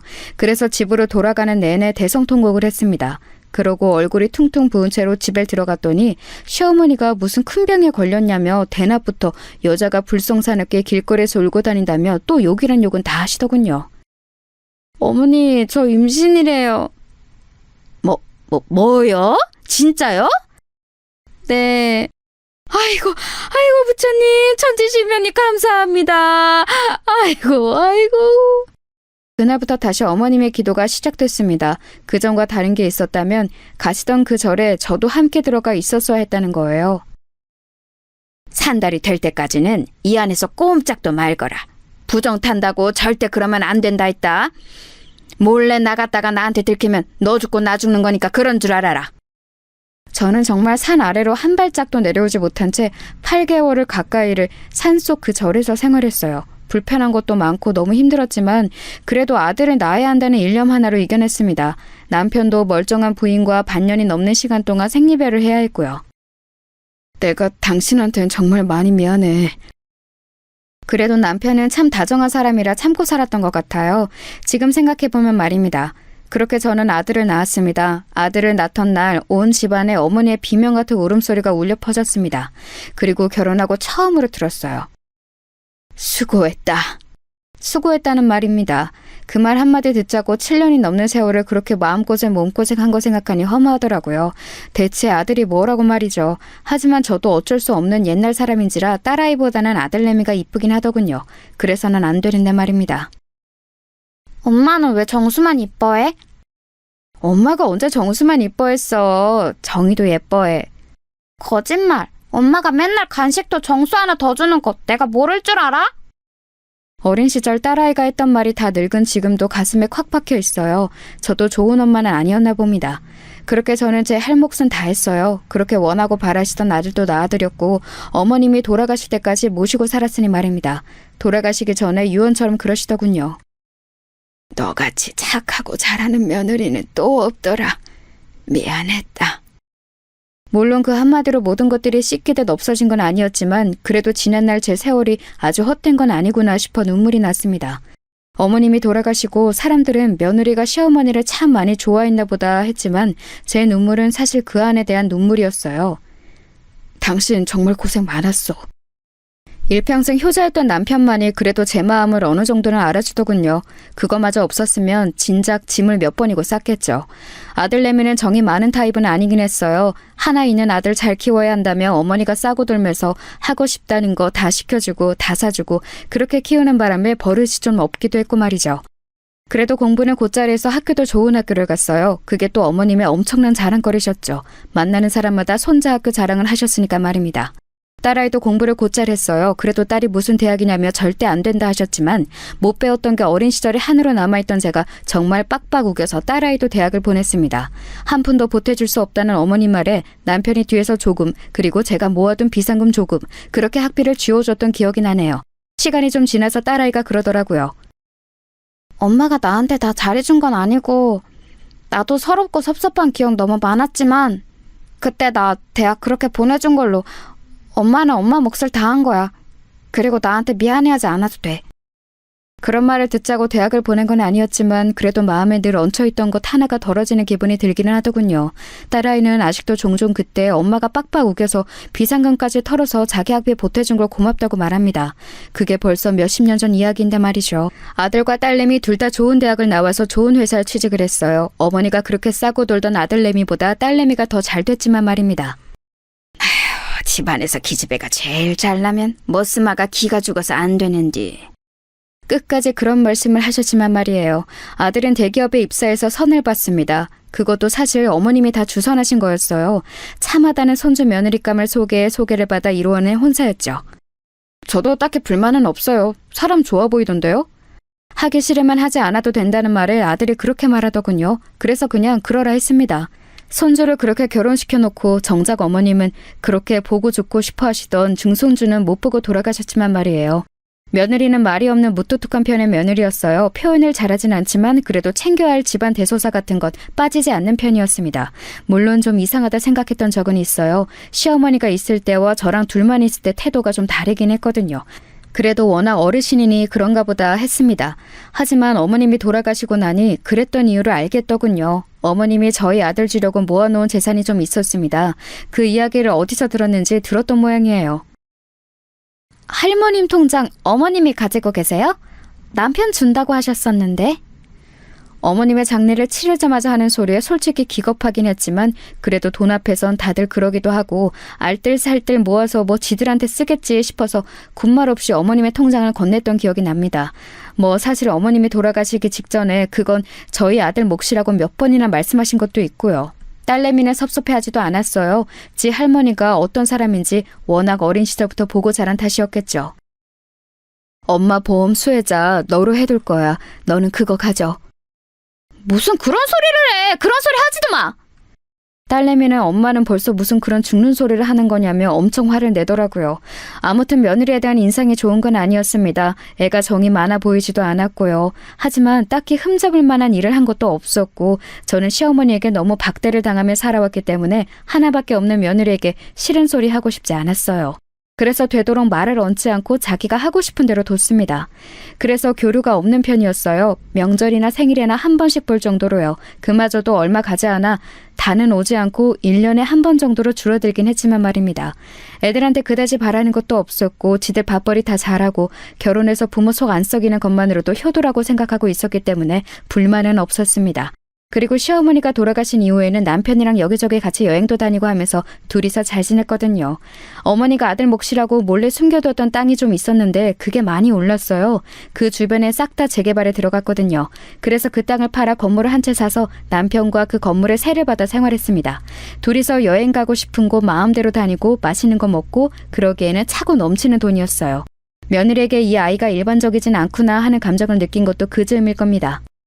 시어머니가 물려주신 땅이 또 있고 그 땅이 재개발에 들어갔고 그래서 저희가 그 땅을 팔아서 건물을 샀다는 걸 알게 되었을 때 며느리의 태도였습니다. 아버님, 오늘은 제가 밥 해드릴게요.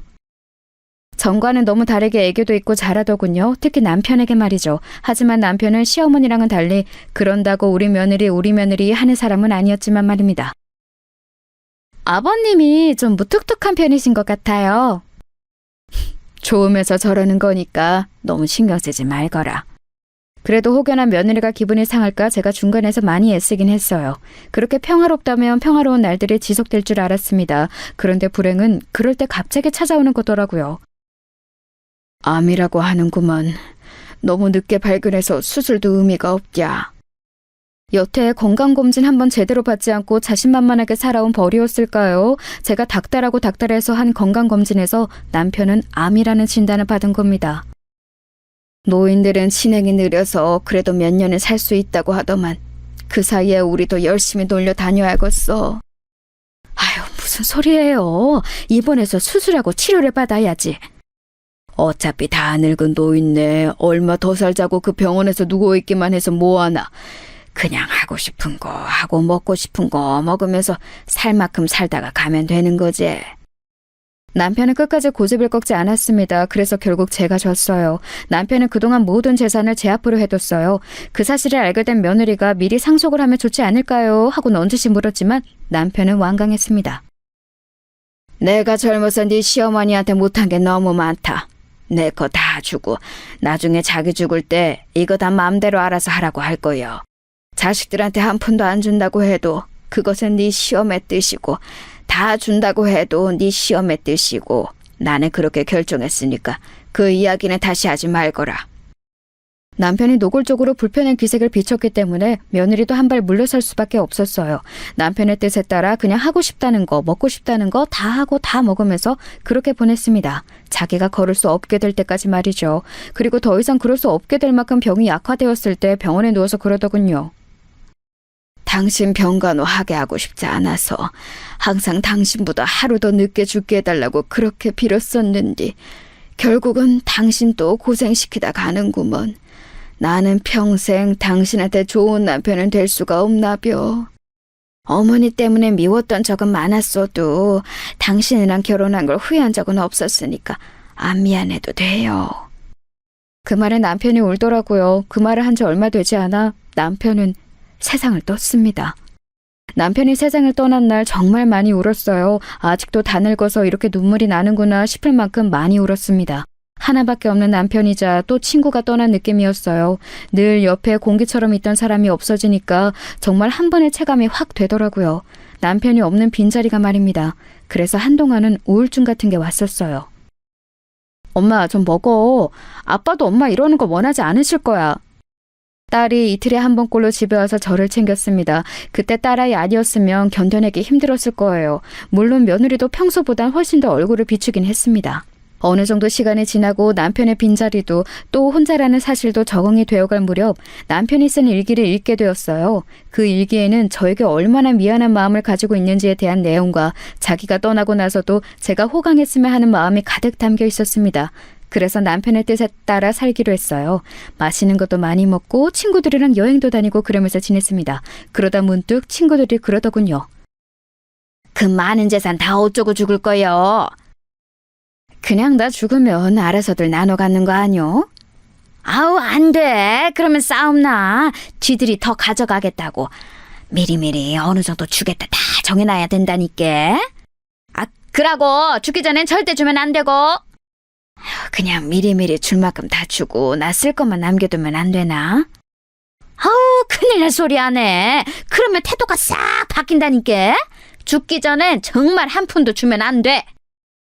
처음에는 뭘 그렇게 유난을 떨어야 하나 싶었지만 며느리의 여태 동안의 그 태도들이 마음에 걸려 있었던지라 그 말이 더 마음에 와닿았습니다.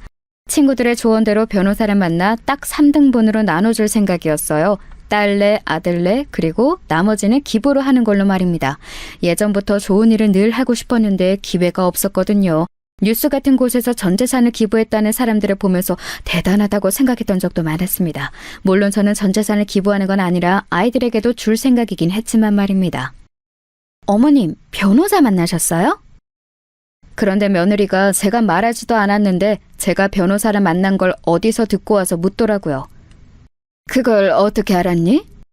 저희 동네에 있는 사무실에 가셨죠?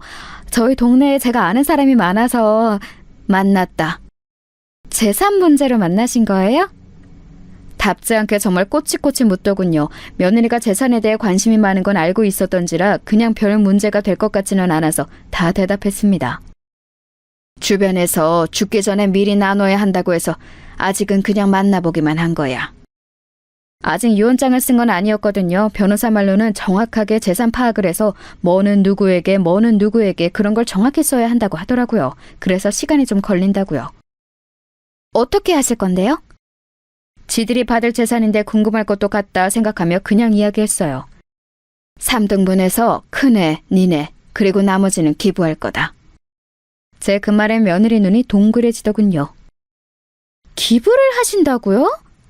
아니 그 전에 형님이랑 저희랑 똑같이 주신다고요? 그래, 뭐가 문제냐?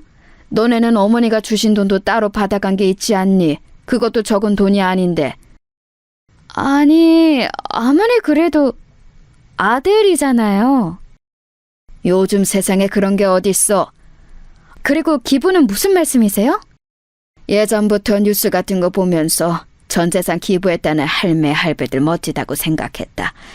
그래서 나도 전 재산은 아니지만 기부하기로 한 거요. 아니, 그 큰 돈이니까 더 해야지. 그리고 너네가 가져가는 돈도 큰 돈인데 뭐가 그렇게 아깝니? 아니, 아까운 게 아니라 굳이 그래야 하나 싶은 거죠. 자식들 몫까지 나눠서. 여기에 너희 몫이 정해진 게 어딨어. 그냥 운이 좋아서 땅이 오른 덕에 생긴 돈인데. 며느리가 꽁한 얼굴로 입을 꾹 다물더군요. 상당히 불만이 많은 얼굴이었지만 더 말을 꺼냈다간 이마저도 제가 안 준다고 할까봐 참는 게 느껴졌습니다. 그날 이후로 며느리는 거의 매일을 저희 집에 찾아왔어요. 그리고는 집안일을 하고 제 옆에 딱 붙어서 하루 종일 저를 설득했습니다. 어머님, 다시 한번 생각해보세요. 저희가 다 달라는 거 아니라니까요? 애비도 그렇게 많이 기부하냐고 어머니께 다시 말해보라고 했고. 나는 이미 마음 다 정했다니까 그런다. 유언장 그렇게 쓸 마음은 안 바뀌니까 너도 그만 포기해. 그리고 이렇게 매일 오는 것도 하지 말거라. 그렇게 해도 제 마음이 바뀔 것 같지 않으니 한동안은 그만하는 것 같더라고요. 제가 생전 며느리 흉을 다른 사람에게 본 적이 없는데 요즘 며느리는 너무 노골적으로 돈돈거리는 것 같아서 딸아이에게도 말한 적이 있었습니다. 엄마, 절대 유산상속 미리 해주지 마. 싸가지가 없어. 평소에는 자주 오지도 않으면서. 그래도 애 앞에서는 그런 소리 하지 마라. 안 해요. 나도 괜히 분란 만드는 거 싫어. 그냥 엄마랑 이렇게 뒤에서 욕하고 마는 거지. 딸내미도 지아빠 닮아서 여기저기 입대는 스타일이 아니라 그런지 그냥 그러고 말긴 했지만 말입니다. 그러던 어느 날이었어요. 꿈에 남편이 나왔습니다. 그렇게 가고 나서 한 번도 꿈에 나온 적이 없었는데 저 멀리서부터 저한테 이리 오라고 손짓을 하더군요. 그래서 남편 가까이 다가가 푸념을 했습니다. 아이고, 생전 안 찾아오더니 이제야 왔소. 잘 지냈는가? 나야 못 지낼 게 어딨어요. 일찍 간 당신 억울하게 잘 먹고 잘 살고 있어요. 그랬더니 남편이 웃더군요. 그거 참 다행이라면서 말이에요. 나 데리고 가려고 왔어요? 당신은 올라면 한참 멀었으니까 그런 말 하지도 마소. 그럼 이제사 내 안부가 궁금했어요? 거기가 지낼만 한가 보제? 지낼만 하던 아니던 지금 올 생각은 하지도 말고 할 말이 있어서 왔소. 무슨 말이요? 제 질문에 남편의 표정이 갑자기 굳어지더라고요. 좀 전에 희미하게 웃고 있던 모습과는 달리 그놈마다 못해 무서워 보였습니다. 그래서 제가 한 발 물러나려 하니 제 손목을 꽉 잡고는 한마디 한마디 힘줘 말하더군요. 내일 며느리 조심하소. 예? 그게 무슨 말이에요? 며느리 절대 조심하소. 알겠소? 남편이 아플 정도로 손을 꽉 잡고는 신신당부를 하더라고요. 그래서 일단 고개를 끄덕였습니다. 알겠어요. 근데 왜? 제가 알겠다고 하자마자 한 번 더 뚫어져라 저를 쳐다보더니 스르륵 사라지더군요. 남편이 사라짐과 동시에 잠에서 깼습니다. 기분이 이상했어요. 남편의 표정도 처음 보는 무서운 표정이었고 무엇보다 꿈이 너무나 생생했습니다. 남편이 꽉 잡았던 손목의 느낌도 아직 나는 것 같아요. 그렇게 이상한 기분으로 하루를 시작했습니다. 그런데 소름이 돋는 일이 일어났어요. 한동안 연락이 없던 며느리가 집으로 찾아온 겁니다. 진짜 기분 이상하더라고요. 네가 무슨 일이냐? 꼭 무슨 일이 있어야 하나요? 그냥 환절기고 어머님 입만 떼면 한 번씩 꼭 감기 걸리시잖아요. 그래서 좋아하시는 백합죽 써드리려고 왔죠. 요즘 맛있대요. 몸 괜찮다. 그래도 드세요. 뭐 죽을 아플 때만 먹으라는 법 있나요? 그리고 좋아하시잖아요. 그러고선 부엌으로 들어가 준비해온 재료들로 죽을 쓰기 시작하더군요. 그 뒷모습을 가만 보고 있는데 자꾸 어젯밤 꿈속에서 남편이 해준 말과 그 말을 해줄 때의 얼굴이 생각났습니다. 그렇게 며느리의 모습을 가만 보고 있는데 시간이 꽤 지났는지 다 됐다고 하더군요. 찝찝한 마음을 안고 식탁에 앉았습니다. 간 봤는데 진짜 맛있게 잘 됐어요. 그래 보이는구나. 죽은 진짜 맛있어 보였어요. 하지만 선뜻 손이 가지 않더군요. 자꾸 얹힌 것처럼 남편의 모습이 떠올랐습니다. 그래서 답답한 듯 가슴을 툭툭 쳤어요.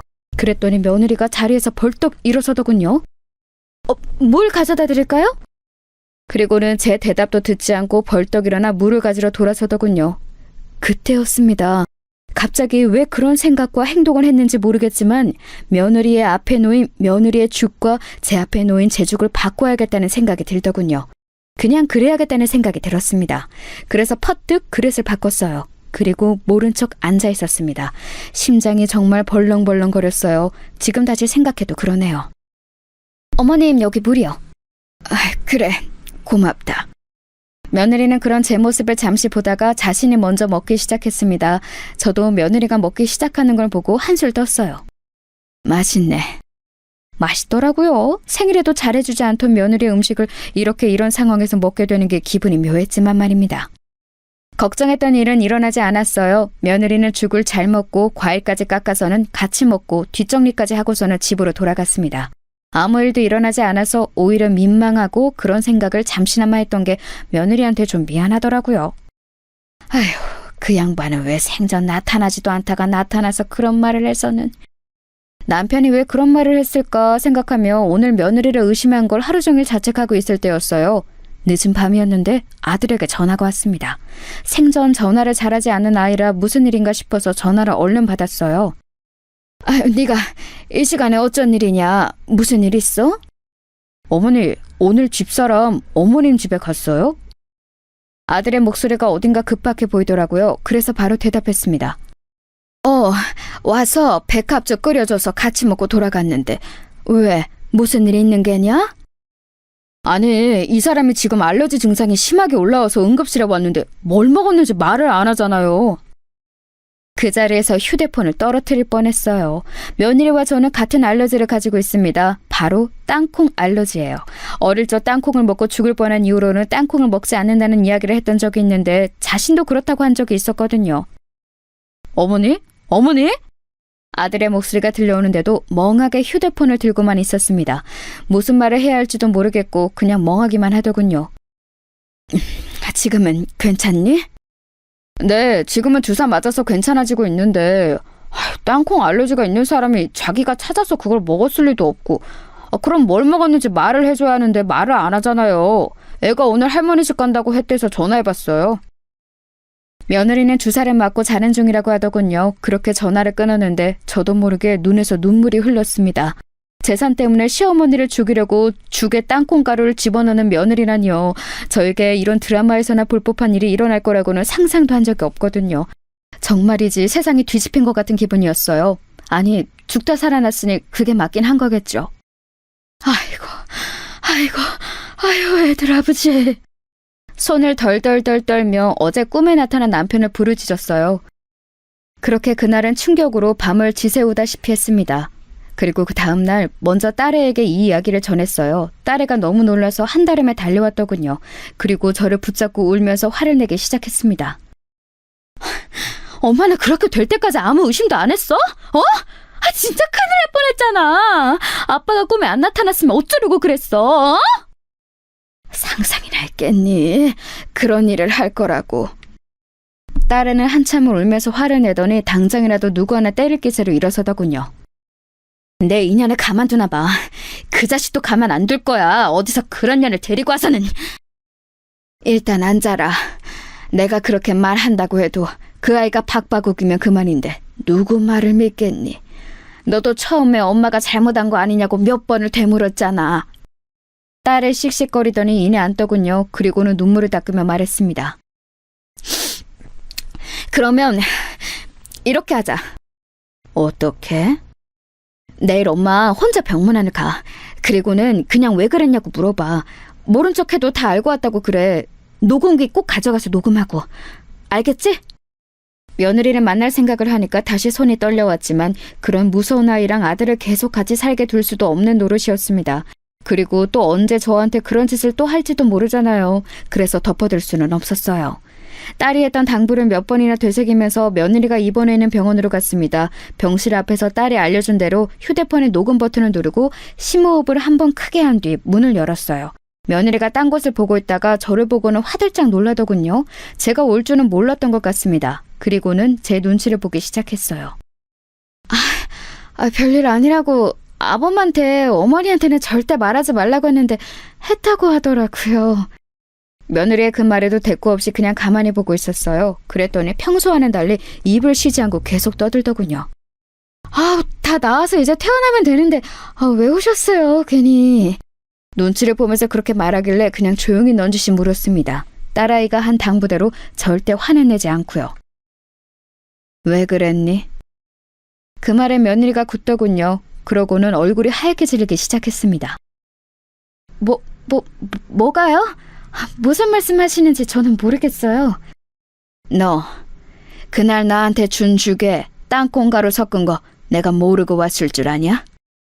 며느리가 손을 벌벌벌 떨기 시작했습니다. 어머니, 뭔가 오해가 있으신가 본데. 네가 이런 식으로 나오면 나도 애비한테 다 말하는 수밖에 없어. 딸애가 말한 대로 바로 아들 이야기를 하면서 협박 아닌 협박을 했습니다. 그랬더니 침대에서 벌떡 일어나 무릎을 꿇더라고요. 그리고는 싹싹 빌기 시작했습니다. 어머니, 진짜 죄송해요. 제가 순간 눈이 뒤집혔었나 봐요. 돈에 눈이 멀어서. 저도 어머님이 그날 죽 드시는 거 보고 이건 아닌데 아차 싶었지만 이미 벌어진 일이라. 제 앞까지 와서 바지가랑이를 붙잡았습니다. 한 번만 용서해주세요. 애비한테만큼은 절대 비밀로 해주시면 안 될까요? 제가 죽을 때까지 어머니가 하라는 대로 다 하고 어머님이 죽으라면 죽는 신용도 할게요. 재산 하나도 안 물려주셔도 괜찮아요. 저 진짜 후회하고 있어요. 한 번만 용서해주세요. 그러면서 눈물을 펑펑 흘리더군요. 그런 일을 저질렀다는 걸 알고 나서 보는 눈물이라 불쌍하지도 마음이 동하지도 않았습니다. 그냥 이 위기를 모면하기 위해 우는 걸로밖에는 안 보였어요. 제가 아무 말도 하지 않고 쳐다만 보고 있자 더 애가 다른 것 같더라고요. 생각해보겠다는 말을 하고 병실을 나왔습니다. 그리고는 딸아이에게 그 녹음본을 들려줬어요. 엄마, 진짜 용서해줄 건 아니지? 물론 그럴 생각은 없었습니다. 무서워서 같이 밥이나 먹을 수 있겠냐고요. 언제 또 나를 죽이려 할지 모르는데 말입니다. 그런데 아들에게 어떻게 말을 해야 할지 차마 입이 떨어지지 않더군요. 그래도 부인이고 애들 엄마고 그런 아이인데 말입니다. 충격받을 게 뻔했기 때문에 입이 떨어지지 않았습니다. 그렇게 며칠을 고민만 하고 아무런 행동도 하고 있지 못하고 있던 어느 날이었습니다. 아들이 찾아왔어요. 그리고는 정말 상상도 못했던 말을 하더군요. 어머니, 그 사람이 실수로 땅콩에 들어가는 음식을 어머니랑 자기랑 나눠 먹고 그런 일이 일어난 것 같다고. 어머니는 괜찮으시냐고 하던데 별일 없으셨어요? 먼저 선수를 친 겁니다. 제가 며칠째 조용하니 불안했던 건지 아니면 다 말할까봐 겁이 났던 건지 아들에게 거짓말로 그렇게 이야기를 한 것 같더라고요. 정말 기가 막혔습니다. 걔가 그러디? 네, 실수로 땅콩에 들어가는 음식을 어머니랑 나눠 먹은 것 같다는데 어머니는 괜찮으세요? 알러지 심하시잖아요. 그때 누군가 집으로 또 찾아왔습니다. 며느리더군요. 얼굴이 하얗게 질려서 왔더군요. 내가 와본다니까 당신은 왜 왔어요? 그래도 어머니를 직접 봐야 마음이 놓이지. 알러지 반응 심하신데.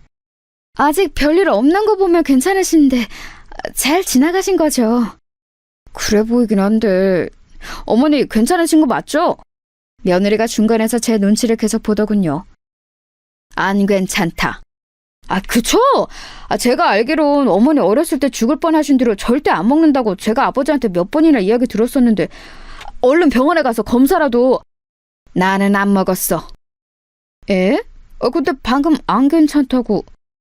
도어락에 눌리는 소리가 나더니 이번에는 딸아이가 들어오더군요. 그 일이 있은 뒤 마음이 너무 불안하다고 딸아이가 요즘 집에 자주 찾아오곤 했습니다. 오늘 사단이 나겠구나 직감적으로 알 수 있었어요. 아니나 다를까 딸아이는 며느리를 보자마자 인상이 험악해지더군요. 네가 여기 어디라고 와? 구구로 엎어져서 조용히 있어도 머리채를 잡으러 가고 싶은 마당에! 평생 자기 누나가 그 정도로 화를 내는 걸 본 적이 없었던 아들이 놀란 얼굴로 딸아이를 바라봤습니다. 누나 왜 그래? 왜 그러긴? 뭐가 왜 그래? 네 와이프가 엄마 죽이려고 했는데?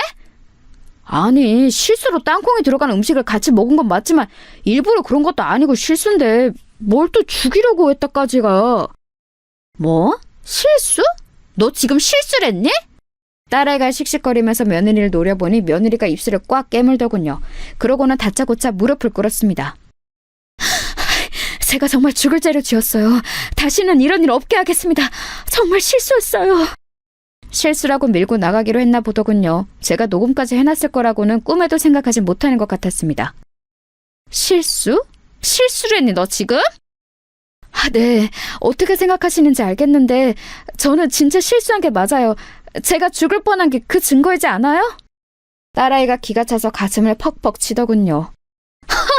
네가 엄마 재산 노리고 일부러 백합죽에 땅콩가루를 넣어놓고 지금 실수라고? 백합죽에 땅콩가루를 넣은 게 실수라는 거니? 그런 레시피가 어딨어? 백합죽에 땅콩가루를 넣은 적 없어요. 그 뒤에 먹었던 디저트가 그랬던 거지. 나는 디저트를 먹은 적이 없는데? 제 말에 며느리가 잠시 움찔하더군요. 어머니가 깜빡하신 거예요. 제가 빵 사와서 같이 드셨잖아요. 아니, 나는 아무리 생각해도 그날 너랑 먹은 거 백합죽이나 사과밖에 없다. 가만 듣고 있던 아들이 말을 보태기 시작했습니다.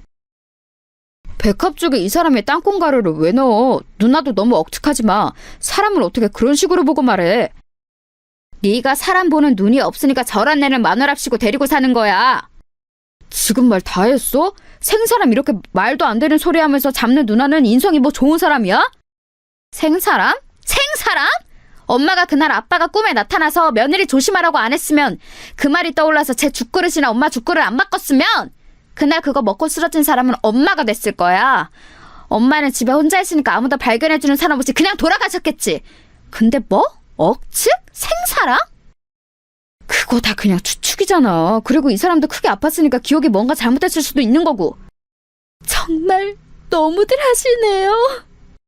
며느리가 울기 시작하더군요. 그 모습을 보니 더 이상은 참아줄 수가 없었습니다.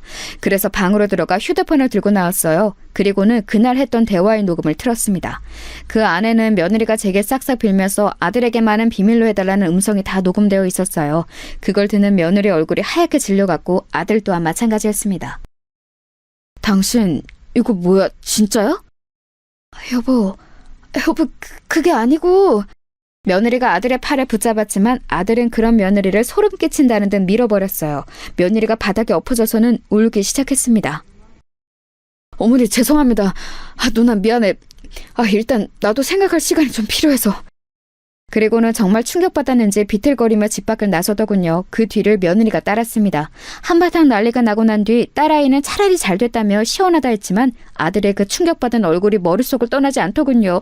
정말 많이 놀란 것 같았거든요. 그 다음 날도 며느리는 집 앞을 찾아와서 울며 불며 빌었습니다. 한 번만 용서해달라고 말이죠. 딸아이가 그 모습을 보고 아들에게 전화를 한 뒤 며느리는 한동안 나타나지 않았어요.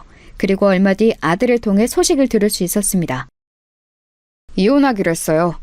양육권은 제가 전부 갖고 그냥 원룸 보증금 정도만 주기로 하고요.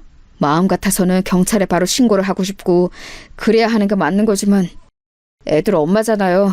애들 생각해서라도 한 번만 용서해 주세요. 정말 죄송합니다, 어머니. 딸아이는 그럴 수 없다고 난리를 쳤지만 손주들이 엄마가 살인미수범이라는 사실을 알게 되고 또 그게 세상 밖으로 퍼지게 되었을 때 받을 충격이 걱정되는 건 저도 마찬가지였습니다. 그래서 아들의 뜻에 따르기로 했어요. 그 이후로 몇 년 동안 며느리를 볼 수 없었습니다. 소식도 들리지 않았어요. 뭐 죽은 듯이 사느라 그런 거겠지 했습니다. 하지만 알고 봤더니 이름도 바꾸고 성형수술로 얼굴도 다 바꿔서 다른 남자와 결혼했다더군요. 그것도 처녀라고 속이고 말이죠. 그러나 곧 그 집에서도 돈돈거리다가 쫓겨났다고 들었습니다. 그 아이는 언젠가 사고를 한번 크게 칠 것 같은 느낌이 아직도 듭니다. 그래서 가끔 그때 제대로 처벌을 받게 했었어야 했나 싶은 생각도 들었어요. 어디선가 저 같은 피해자가 또 생길지도 모르고 그때는 미수가 아니라 진짜로 실행될 수도 있는 일이었으니까요. 다시 한번 며느리의 소식을 들은 건 아들의 재혼식장에서였어요.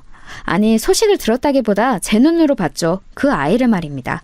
식장에 찾아왔더군요. 얼굴이 바뀌어 있었지만 저는 한눈에 알아볼 수 있었습니다. 그 사람이 가진 분위기라는 건 쉽게 바뀌지 않더라고요. 저와 눈이 마주치자 잠시 놀라는 것 같더니 다가오더군요. 놀라 도망갈 줄 알았는데 의외였습니다. 잘 지내셨어요? 못 지낼 건 또 뭐니? 그래 보이시네요. 새 며느리 봐서 좋으시겠어요. 그래, 너와 달리 참하고 좋은 아이라서 좋다. 애들이 새엄마 밑에서 자라는 게 좋은 건 아닌데요. 너 같은 엄마 밑에서 자라는 것보단 낫지 않겠니? 제가 저조차고 그런 거였겠어요? 그게 다 당신 아들이랑 손주 더 좋은 환경에서 살게 하려고 그런 거잖아. 그때 곱게 죽었으면 내가 이렇게 될 일도 없었잖아. 아니, 그 전에 재산을 제대로 줬으면 이런 일이 없었을 거 아니야! 말도 안 되는 소리로 아글아글 쓰더라고요. 기가 빠져서 멍하게 쳐다보고 있는데 그 모습을 보고 아들이 다가와 며느리를 끌고 나갔습니다. 나중에 듣기로는 한 번만 더 나타나면 그날 그 녹음본을 가지고 바로 경찰서로 간다고 했다더군요. 그 이후로는 며느리의 소식은 더 이상 들을 수 없었습니다. 본인도 겁이 난다면 더 이상 저희 앞에는 나타나지 않겠죠. 속 시원하게 마무리된 것 같지는 않지만 손주들을 생각해서 어쩔 수 없는 선택이긴 했어요. 물론 가끔 후회는 하지만 말입니다. 아직도 그때 한 선택이 잘한 건가 하는 고민은 되지만 말이에요. 긴 이야기 들어주셔서 감사합니다. 아, 지금 며느리는 저에게도 아들에게도 또 손주들에게도 더없이 잘해요. 하지만 그래도 재산은 미리 물려주지 않으려고요. 저도 얻은 교훈이 너무 많거든요.